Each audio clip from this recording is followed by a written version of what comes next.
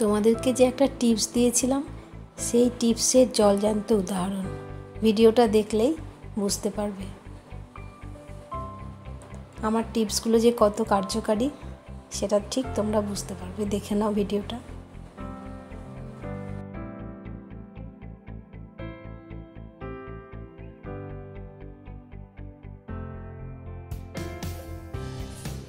Hi everyone, welcome back to my channel. দেখো তোমাদের সঙ্গে গল্প করতে চলে এসেছি। আজকে দেরি করেই এসেছি, একটু রান্নাবাড়িটা একটু অল্প বাকি আছে, তোমাদের সঙ্গে তো কিছুটা শেয়ার করবই, বাকি কিছুটা হয়েছে। চলো তাহলে সঙ্গে থাকো, আশা করি ভালোই লাগবে। তোমাদেরকে বলেছিলাম না যে চাল ধোয়া জল গাছের মধ্যে দিলে গাছ কত ভালো হয়। চলো, আমার একটা ব্যালকনিতে ডাইনিং এর সঙ্গে লাগানো যে ব্যালকনি ছোট্ট একটুখানি, তো ওই ব্যালকনিতে একটা লঙ্কা গাছ হয়েছে। ওখানে একটা ভারী ভালো গাছ ছিল, তো সেই গাছটার গোড়াতেই কোনো কারণে লঙ্কার বীজ পড়ে দু চারটে লঙ্কা গাছ হয়েছিল। তো আমি ভেবেছিলাম যে ওটার মধ্যে রাখবো না, লঙ্কা গাছটা তুলে ফেলতে চেয়েছিলাম, কিন্তু তুলতে গিয়ে না দেখছি পুরোটা উঠলো না গাছটা। তো আর তারপরে তোলা হয়নি। তো গাছটার মধ্যে আমি ওই গাছের গোড়ায় চাল ধোয়া জল দিতাম না। কিন্তু তুমি দেখো, তোমাকে দেখাচ্ছি চলো যে কিভাবে মানে গাছটা কত গ্রোথ হয়েছে, কত ফুল হয়েছে, চলো তোমাদের দেখাচ্ছি চলো।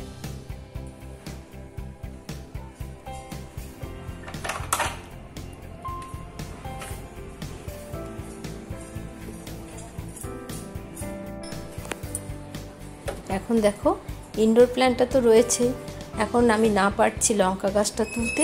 এই দেখো লঙ্কাও ধরে গেছে, দেখেছো? না পারছি লঙ্কা গাছটা তুলতে, আর না পারছি ইনডোর প্ল্যান্টটাকে আলাদা করতে। মানে এই মুহূর্তে কোনোটাকে একটা সরালেই একটা গাছ নষ্ট হয়ে যাবে।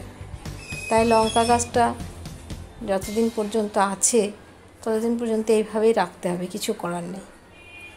আমি গাছটাকে ছিঁড়েই ফেলেছিলাম অর্ধেক মাথা থেকে, তারপরে যে এরকম হয়ে যাবে বুঝতে পারিনি। আমি ইনডোর প্ল্যান্টের মধ্যেই চাল ধোয়া জলটা দিতাম, মানে ওটার ক্যালসিয়াম আছে, তো সেই কারণে দিতাম। তো সেই দুটো গাছই এত হয়ে গেছে, ভালো হয়ে গেছে।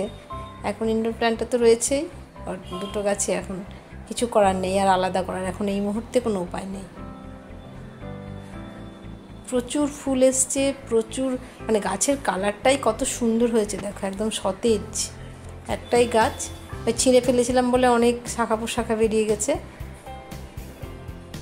ঠিক মতো মাটিতে পোঁতাও নেই গাছটা, অর্ধেক শিকড় বেরিয়ে আছে। এগুলোকে যাই হোক এখন একটু মাটি টাটি দিয়ে ঠিক করতে হবে। দেখেছো কত ফুল আর কুড়ি আর ফল ধরাও শুরু করেছে। ওই যে ইনডোর প্ল্যান্টটা রয়েছে দেখেছো, ওই যে টবের মধ্যে। আমার নিজেরও খুব ভালো লাগছে দেখে। উচ্ছে চচ্চড়ি আমি বড়ি দিয়ে করি এইভাবেই। বড়িগুলোকে আগে দেখো ভেজে নিচ্ছি, ভেজে নিয়ে আর উচ্ছেটা আলুটা একটুখানি ভাপিয়ে নিয়েছি আজকে। অত বেশি তিতো ঠিক আমরা খেতে পারি না, যার কারণে উচ্ছেটা আর একটু পাঁচফোড়ন দিয়ে দিলাম। দেখো সর্ষে বাটা, সাদা সর্ষে বাটা দিয়েই করছি আজকে।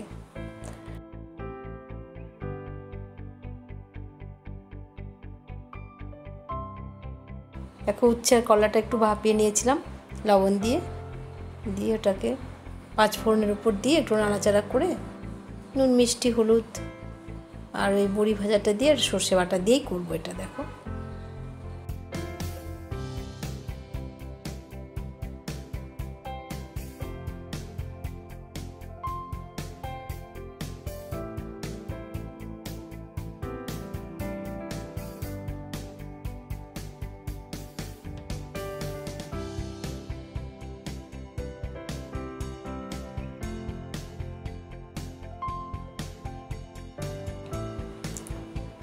দেখো একটু লবণ দিয়ে দিলাম, চিনি দিয়ে দিলাম,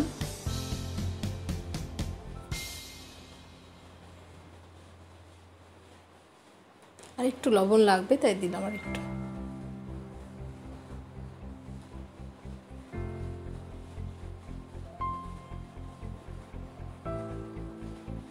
হলুদও দিয়ে দিলাম। একটু ভালো করে এটাকে আবার নাড়াচাড়া করে নিতে হবে।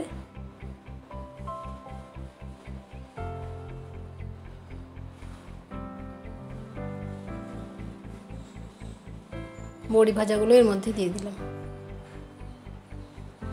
এই যে সর্ষে বাটা আছে, সাদা সর্ষে বেটে রেখেছিলাম, সাদা সর্ষেটা এর মধ্যে দিয়ে দিলাম।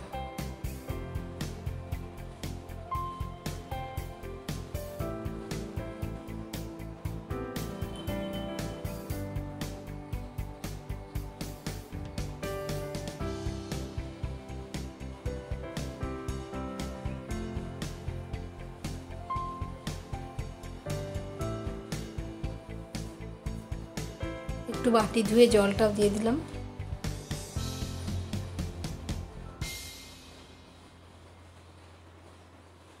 একটু ঢাকা দিয়ে দিচ্ছি। দেখো জলটা সমস্ত শুকিয়ে গেছে, আলু বড়ি করলা সব একদম ঠিকঠাক সেদ্ধ হয়ে গেছে। এবার একটু কাঁচা সর্ষের তেল ওপর থেকে দেখো দিয়ে দিচ্ছি।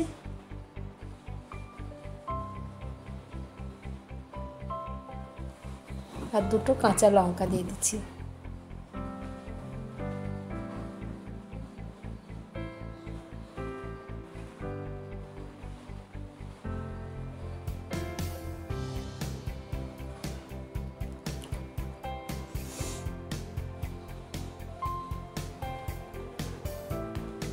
একটু ভালো করে তেলটা এর মধ্যে মিশিয়ে নিয়ে দেখো রেডি হয়ে গেছে আমার উচ্ছে চচ্চড়ি বা করলা চচ্চড়ি, যা বলবে সেটাই।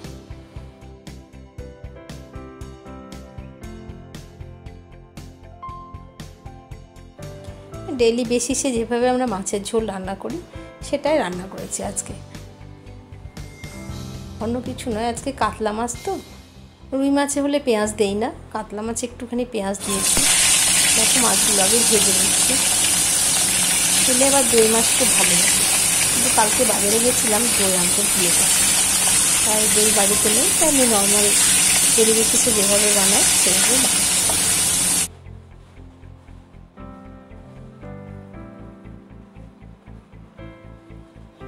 দেখো মাছগুলো ভেজে তুলে নিলাম।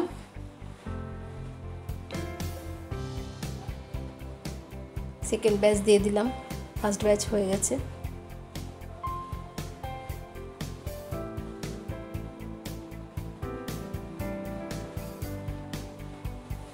এগুলো দেখো ভাজা হয়ে গেছে, তুলে নিচ্ছি মাছগুলো সব ভেজে।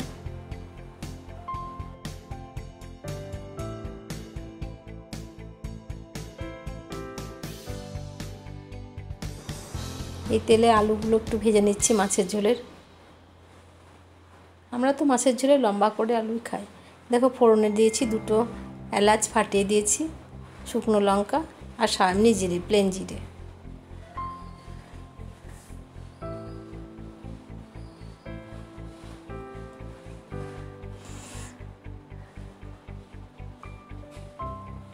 একটু পেঁয়াজ বাটা দিয়ে দিলাম, কাতলা মাছ তো একটু পেঁয়াজটা না দিলে ঠিক লাগে না, রুই মাছে দেই না পেঁয়াজ। ভালো করে পেঁয়াজটাকে একটু কষিয়ে নিচ্ছি আগে।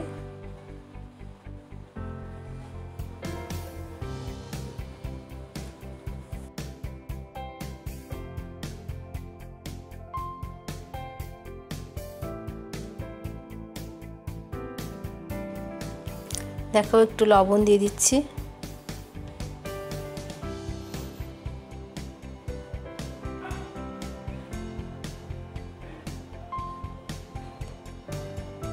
একটু চিনিও দিয়ে দিলাম ব্যালেন্স করার জন্য, টমেটো দিয়েছি তো। এবার এটাকে একটু ভালো করে নেড়ে নিচ্ছি।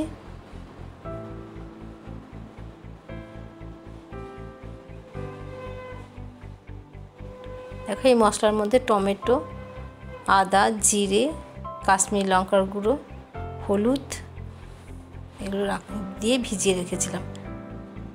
টমেটোটা বেটে নিয়েছিলাম মিক্সিতে।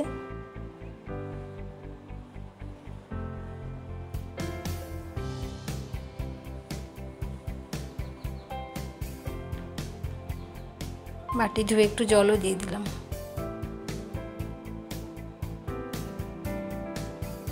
এটাকে মশলাটাকে একটু ভালো করে ঢাকা দিয়ে কষিয়ে নিতে হবে। একটু কষিয়ে নিয়ে ভাজা আলুগুলো এর মধ্যে দিয়ে দেবো।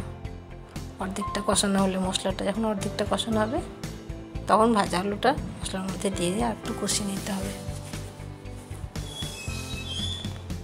দেখো অনেকটাই কষানো হয়ে এসছে।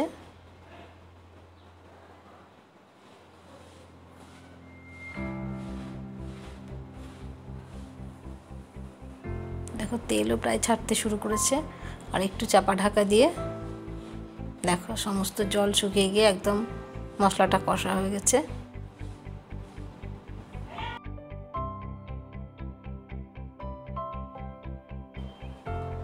এবারে জল দিয়ে দিচ্ছি। দেখো একটু ঝোল রাখবো, আজকে ডাল ঠাল বানাইনি। সেই মতো যে যেমন ঝোল খাবে সেরকমই দেওয়ার প্রয়োজন হবে। ভাজা মাছগুলো দিয়ে দিলাম, কারণ আলুটা সেদ্ধ হয়ে গেছে তো।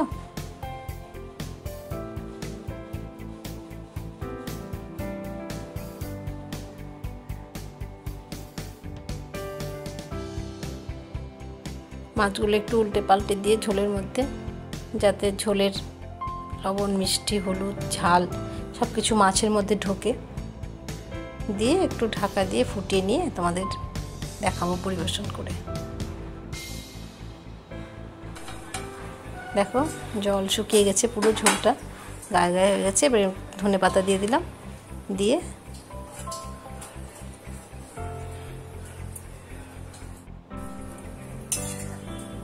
একটু নাড়িয়ে নিতে হবে ধনেপাতা যাতে সবতে মিশে যায়।